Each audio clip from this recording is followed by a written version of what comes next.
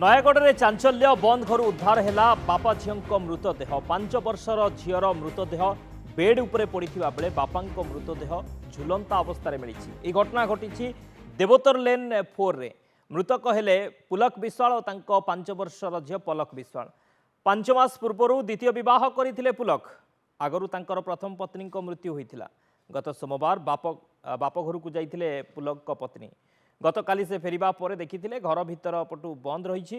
କବାଟ ବାଡ଼େଇବା ପରେ ମଧ୍ୟ ବହୁ ସମୟ ପର୍ଯ୍ୟନ୍ତ ନ ଖୋଲିବାରୁ ସନ୍ଦେହ ହୋଇଥିଲା। ପୁଲିସକୁ ଡକାଯାଇଥିଲା। ମାଜିଷ୍ଟ୍ରେଟଙ୍କ ଉପସ୍ଥିତିରେ ପୁଲିସ ବିଳମ୍ବିତ ରାତିରେ ତାଲା ଭାଙ୍ଗି ଘରେ ପ୍ରବେଶ କରିଥିଲା। ଏହାପରେ ବାପା ଝିଅଙ୍କ ମୃତ୍ୟୁ ହୋଇଥିବା ଜଣାପଡ଼ିଥିଲା। ସନ୍ଦେହ କରାଯାଉଛି ଝିଅକୁ ବିଷ ଦେଇ ମାରିବା ପରେ ବାପା ନିଜେ ଝୁଲି ପଡ଼ିছে।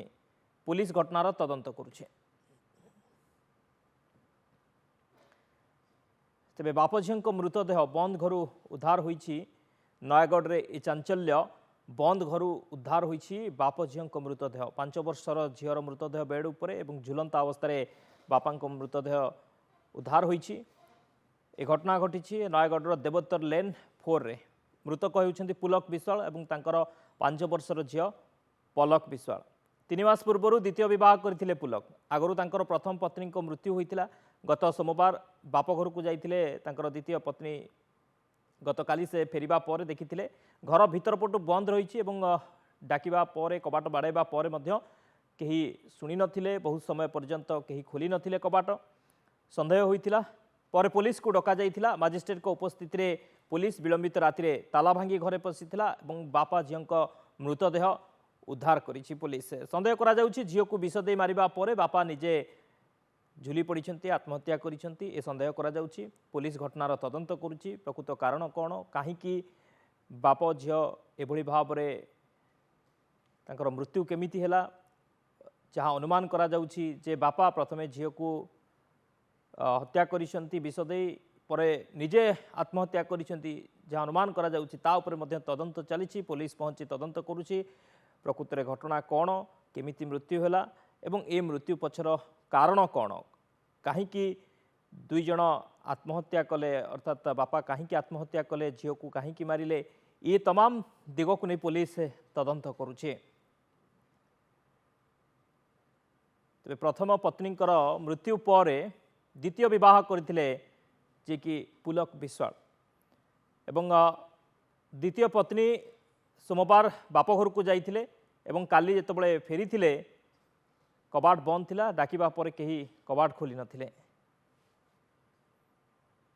ତାଙ୍କ ସ୍ତ୍ରୀ ତ ସେ ସେକେଣ୍ଡ ମ୍ୟାରେଜ୍ କରିଥିଲେ। ଫାର୍ଷ୍ଟ ସ୍ତ୍ରୀ ତାଙ୍କର ବୋଧେ ଏକ୍ସପାୟାର କରିଯାଇଛନ୍ତି, 6 ମାସ ତଳେ ଏକ୍ସପାୟାର କରିଥିଲେ। ଏବେ 3-4 ମାସ ହେଲା ଭିତରେ ସେକେଣ୍ଡ ମ୍ୟାରେଜ୍ କରିଥିଲେ, ବଢ଼ିଆରେ ଚଳୁଥିଲେ।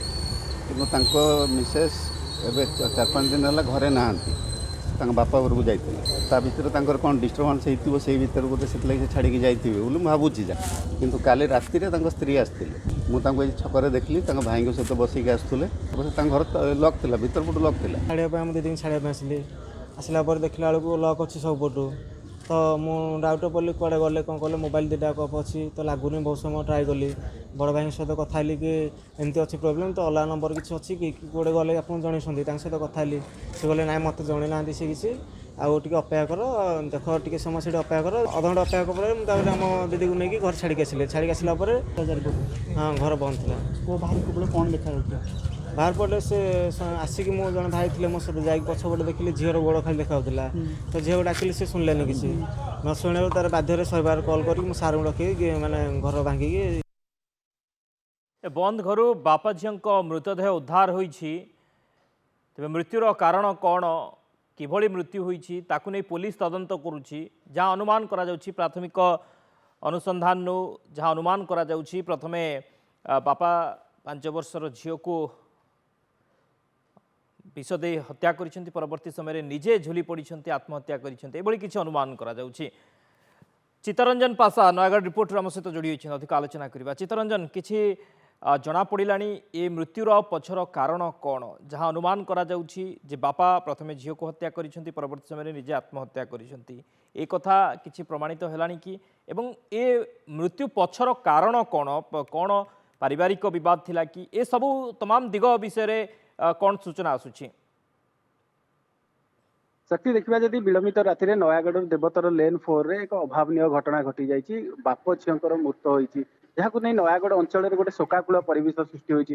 ସୂଚନା ଅନୁସାରେ ଯେ ଦେବତର କଲୋନୀରେ ପୁଲକ ବିଶ୍ୱାଳ ଯୋଉ ଝିଅ ରହୁଥିଲେ, ସେ ବିଳମ୍ବିତ ରାତିରେ ପୋଲିସ ମାଜିଷ୍ଟ୍ରେଟଙ୍କ ଉପସ୍ଥିତିରେ ଘର ତାଲା ଭଙ୍ଗା କରାଯାଇଛି। ସକାଳୁ ଏପର୍ଯ୍ୟନ୍ତ ମାଜିଷ୍ଟ୍ରେଟ ଆସିଲେ, ଆଉ ଥାନା AIC ଅଧିକାରୀ ଆସିଲେ, ଶବ ବ୍ୟବଚ୍ଛେଦ। ଘଟଣା ହେଉଛି ଯେ ପଲକ ବିଶ୍ୱାଳ ଯିଏକି ସେ ଗତ ବିବାହ କରିଥିଲେ, ଗତ 3 ମାସ ପରେ ତାଙ୍କ ମିସେସ୍ ଯିଏ ସେ ଡେଟ୍ କରିଥିଲେ, ସେ ପୁଣି 3 ମାସ ପରେ ପୁଣି ବିବାହ କରିଥିଲେ। ଗତକାଲି ଯେହେତୁ ତାଙ୍କ ସ୍ତ୍ରୀ 2 ଦିନ ହବ ତାଙ୍କ ବାପ ଘରକୁ ଯାଇଥିଲେ, ବାପ ଘରକୁ ଆସିଲେ ଦେଖିଲେ ତାଙ୍କ ଘର ହଠାତ୍ ତାଲା ପଡିଛି। ତାପରେ ସେ ଦେଖିଲେ ପୋଲିସ ଏପରି ଇନଫର୍ମେସନ ଦେଲେ, ଥାନାରେ ଇନଫର୍ମେସନ ଦେଲା ପରେ ପୋଲିସ ଏବାର୍ଷ ଆସିଲା ପରେ ଦେଖିଲେ ଘର ଭିତରେ ଯେ ବାପ ଝିଅ ମୃତ୍ୟୁବରଣ ଅବସ୍ଥାରେ ପଡିଛନ୍ତି। ଏହାକୁ ନେଇ ବର୍ତ୍ତମାନ ନୟାଗଡ଼ ଗୋଟେ ଶୋକାକୁଳ ପରିବେଶ ସୃଷ୍ଟି ହେଇଛି। ଆଉ କିଛି ସମୟ ପରେ ସାଇଣ୍ଟିଫିକ ଟିମ୍ ଆସିବେ, ଘଟଣାସ୍ଥଳରେ ପହଞ୍ଚି ତଦନ୍ତ କରିବେ ଆକ୍ଚୁଆଲି ଘଟଣା କଣ ହେଇଛି। ଯାହା ଆମେ ଅନୁମାନ କରାଯାଉଛି, ମାନେ ଆମେ ଯାହା ଏଇଠି ପାଖାପାଖି ଯୋଉମାନେ ଅନୁମାନ କରୁଛନ୍ତି ଯେ ବିଷାକ୍ତ ଖାଦ୍ୟ ଖାଇ ଏଭଳି ମୃତ୍ୟୁବରଣ କରିଛନ୍ତି। କାହିଁକି ମୃତ୍ୟୁ ହୋଇଛି, କଣ ପାଇଁ ମୃତ୍ୟୁ ହୋଇଛି, କାହିଁକି ବାପ ଝିଅ ମରିଛନ୍ତି, ତାହାର କାରଣ ଏପର୍ଯ୍ୟନ୍ତ ହତ୍ୟା ନା ଆତ୍ମହତ୍ୟା ତାହା ବି ଏପର୍ଯ୍ୟନ୍ତ ସସ୍ପେନ୍ସରେ ବଢି ରହି ଶକ୍ତି। ओके प्रकृत कारण कौन वर्तमान सस्पेंस भितर रही सबू घटना पुलिस तदंत पर ही जना पड़ो। बहुत बहुत धन्यवाद चित्तरंजन समस्त सूचना।